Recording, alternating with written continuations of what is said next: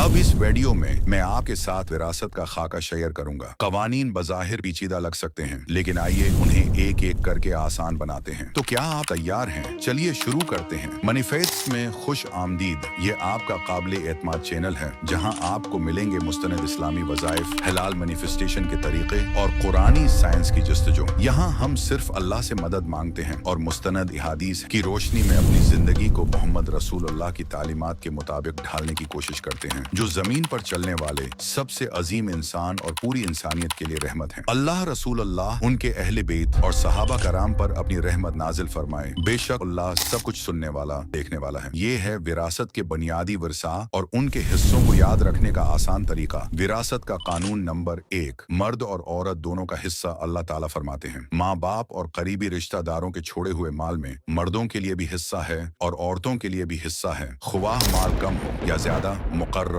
हिस्सा। विरासत का कानून नंबर 2। औलाद और वालिदैन का हिस्सा अल्लाह ताला फरमाते हैं, बेटे को बेटियों के मुकाबले में दोगुना हिस्सा दिया जाएगा। सूरह निसा आयत 11। बहुत से लोग खास तौर पर मगरबी दुनिया में इस उसूल को गैर मुनसिफाना समझते हैं, लेकिन हम आगे चलकर अल्लाह के उस हुक्म की गहरी हिकमत को भी समझेंगे। आइए विरासत के उसूल यानी औलाद और वालिदैन के बारे में मजीद तफसील से बात करते हैं। अगर मरहूम ने सिर्फ बेटियां छोड़ी हों, 2 या ज्यादा, तो उनका हिस्सा तरका का 2/3। ये 3 हिस्सों में से दूसरा हिस्सा है, जो सफर एशारिया से बनता है, जो कि 67% के बराबर है। मिसाल के तौर पर अगर मरहूम वालिद ने $90,000 छोड़े हों, तो हमें उन $90,000 को 3 पर तकसीम करना होगा, जो कि $30,000 बनता है। फिर उन 30,000 को 2 से ज़रब देने पर ये $60,000 हो जाते हैं। उसका मतलब ये है कि अगर 2 बेटियां हों तो हर एक को $30,000 मिलेंगे, और अगर 3 बेटियां हों तो हर एक को $20,000 मिलेगा। सिर्फ एक ही बेटी हो तो उसे आधा यानी 50% हिस्सा मिलेगा। जाहिर है कि कर्ज और वसीयत की अदायगी के बाद अगर मरहूम की औलाद हो और मरहूम के वालिद और वालदा दोनों जिंदा हों, तो दोनों माँ बाप को छठा हिस्सा मिलेगा, यानी हर एक को 16.67% मिलेगा। मिसाल के तौर पर अगर मरहूम ने $90,000 छोड़े हों, तो हम 90,000 को 6 पर तकसीम करेंगे, जो कि $15,000 बनते हैं। उसका मतलब ये है कि वालिद को $15,000 और वालिदा को भी $15,000 मिलेंगे। जाहिर है कि कर्ज और वसीयत की अदायगी के बाद। लेकिन अगर मरहूम की ना औलाद हो और न बहन भाई, तो मरहूम की वालदा को 1/3 हिस्सा मिलेगा, यानी 33.33%, और बाकी हिस्सा मरहूम के वालिद को दिया जाएगा। मिसाल के तौर पर अगर मरहूम ने $90,000 छोड़े हों, तो 90,000 को 3 पर तकसीम करेंगे, जो कि $30,000 बनते हैं। ये वालदा को दिए जाएंगे और बाकी $60,000 मरहूम के वालिद को दिए जाएंगे।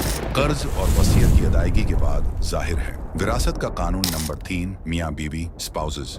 अगर बीवी फोत हो जाए और कोई औलाद न हो, तो उसका शोहर निस्फ यानी आधा हिस्सा 50% विरासत में हासिल करेगा, कर्ज और वसीयत अदा करने के बाद। अगर बीवी फोत हो जाए और औलाद मौजूद हो, तो शौहर को कल जायदाद का 1/4 हिस्सा यानी 1/4 हिस्सा मिलेगा, कर्ज और वसीयत की अदायगी के बाद। अगर शौहर फौत हो जाए और उसकी औलाद मौजूद हो, तो उसकी बीवी को कल माल का 8वां हिस्सा 1/8 मिलेगा, यानी 8 बराबर हिस्सों में से एक हिस्सा, जो एशारिया में 0.125 बनता है, यानी 12.5%। विरासत का कानून नंबर 4। कलाला। अगर मरहूम के न वालिदैन हों और न ही औलाद, तो ऐसे शख्स को अरबी में कलाला कहा जाता है। ये लफ्ज कुरान पाक में भी इस्तेमाल हुआ है। अगर मरहूम के एक भाई या एक बहन जिंदा हों, तो हर एक को जायदाद का छोटा हिस्सा यानी 16.67% हर एक को मिलेगा, कर्ज और वसीयत की अदायगी के बाद। नोट करें, अगर सिर्फ एक भाई और एक बहन हों, तो हर एक को जायदाद का छोटा हिस्सा 16.67% हर एक को मिलेगा, कर्ज और वसीयत की अदायगी के बाद। अगर ज्यादा बहन भाई हों, तो ये 16.67% मजीद तकसीम होगा। मिसलन अगर 2 बहन भाई हों, तो हर एक को कल विरासत का 8.3% मिलेगा। अगर मरहूम के कई बहन भाई हों,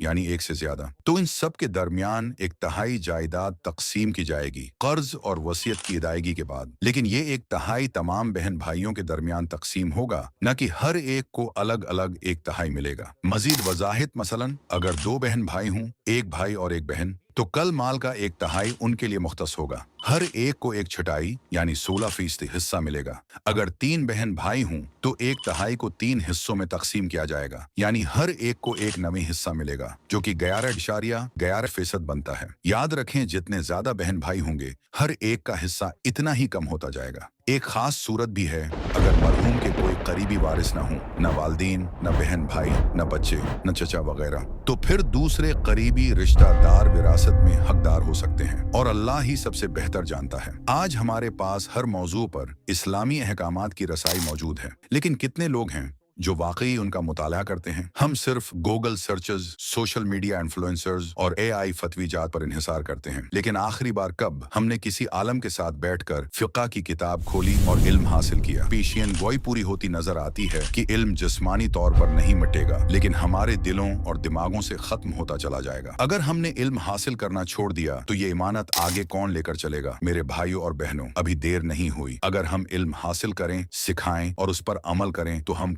हुआ इल्म दोबारा जिंदा कर सकते हैं। समझने से आगाज करें, उलमा से रुजुआ करें, मुस्तनिद ज़राया से इल्म हासिल करें और जब वक्त आए तो अल्लाह के अहकाम पर साबित कदमी से जम जाएं, क्योंकि ये सिर्फ माल की बात नहीं बल्कि अदल, जिम्मेदारी और ईमान की बात है। नबी करीम ने फरमाया, इल्म को इससे पहले हासिल कर लो कि उसे उठा लिया जाए। तो क्या हम वो नस्ल होंगे जो इल्म को खत्म होने देगी या वो नस्ल जो उसे दोबारा जिंदा करेगी? इसलिए सीखो, समझो और अमल करो, क्योंकि अगर इल्म ज़ाये हो गया तो इंसाफ भी ज़ाये हो जाएगा। अस्सलाम वालेकुम वरहमतुल्लाहि व बरकातहू।